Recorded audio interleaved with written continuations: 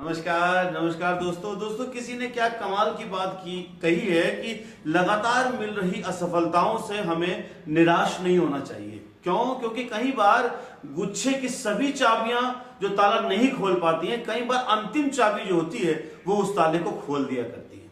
दोस्तों एक कहानी, एक छोटी सी कहानी, एक बहुत ही पुराने समय की, आज से कम 25-30 साल पुरानी बात है। एक गांव में एक विद्यापीठ हुआ करता था। वहीं पर एक जो पाठक थे, टीचर थे, उन्होंने अपने छोटे पुत्र 5 साल के अपने बच्चे से एक दिन कहा कि बेटा सुबह 4 बजे कल तुम तैयार रहना, तुम्हें तुम्हारे घर के नौकरों के साथ हमें विद्यापीठ में भेजना है, वहां पर तुम्हारी शिक्षा चालू होगी और शिक्षा के लिए तुम्हें जाना है।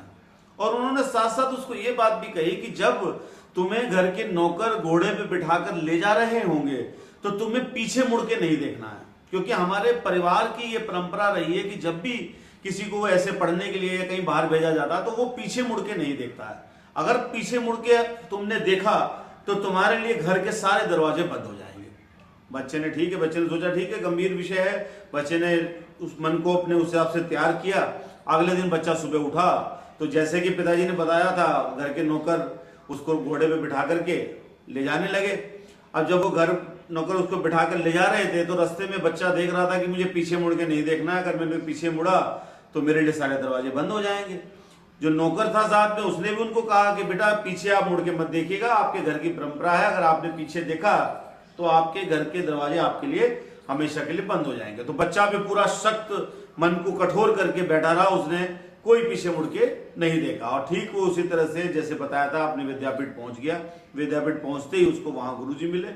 गुरुजी ने कहा ठीक है बच्चे आ गए? बोले यहाँ आ गया हूँ, बताइए मुझे क्या करना है। पिताजी ने कहा था कि यहाँ मेरी कोई परीक्षा होगी, जैसे कि आजकल एंट्रेंस परीक्षा होती है, उसका भी कोई प्रारंभिक परीक्षा है। इससे पहले कि उसकी पढ़ाई शुरू होती उसका एंट्रेंस एग्जाम था, यानी कि प्रारंभिक परीक्षा थी, कोई पेपर उसको देना था। तो उसने कहा गुरुजी बताइए मुझे क्या करना है। बोले आप तैयार हो? हाँ जी मैं बिल्कुल तैयार हूँ।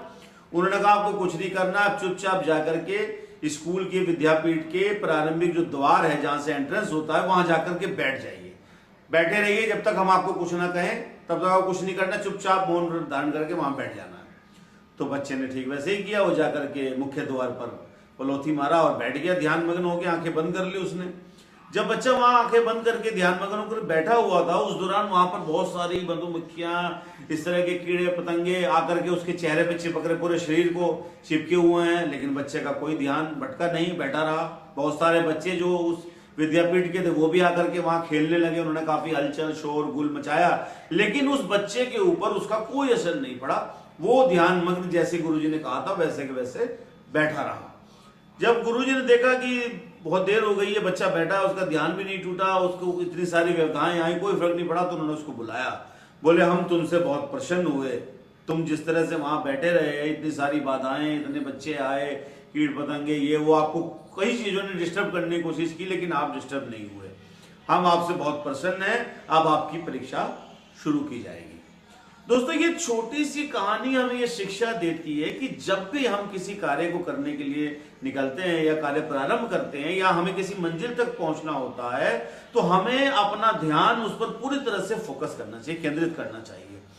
यदि हम अपनी किसी भी इधर उधर की बाधाओं से, रास्ते की छोटी छोटी परेशानियों से विचलित होकर अपने मार्ग से, अपने टारगेट से भटक जाते हैं, तो हम कभी भी मंजिल पर नहीं पहुंच सकते। अगर हमें अपनी मंजिल तक पहुंचना है तो हमें अपने टारगेट पर, अपने मिशन पर अडिग रहना होगा, अपने आप को सुदृढ़ बनाना होगा, छोटी छोटी व्यवधाओं से विचलित नहीं होना चाहिए। दोस्तों मैं हमेशा कहता हूं, कर दिखाइए कुछ ऐसा कि हर कोई करना चाहे आपके जैसा। धन्यवाद, बहुत बहुत धन्यवाद।